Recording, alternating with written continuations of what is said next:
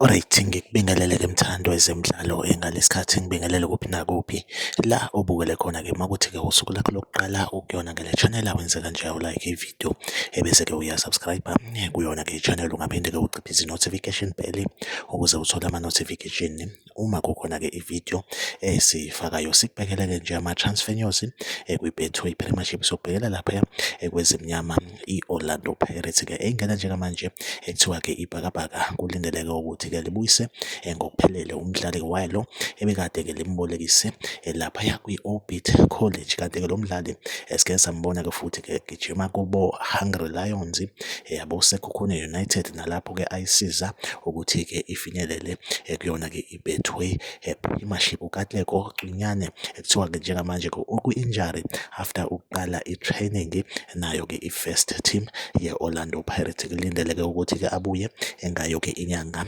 kaDisemba kuyona-ke i-training ye-Orlando Pirates-ke esithemba ukuthi-ke i-Orlando Pirates izomsebenzisa laphaya after iwindi lama-transfers ngayo-ke inyanga kaJanuwari. Impela-ke kuKatlego Ncinyane i-Orlando Pirates ingase-ke imsebenzise kuyona-ke laphaya i-attacking position. Iyona update engiyiphethe-ke njengamanje. Like ividiyo, usubscribe kuyona-ke i-channel. Mina nawe asihlangabezana kwividiyo elandelayo.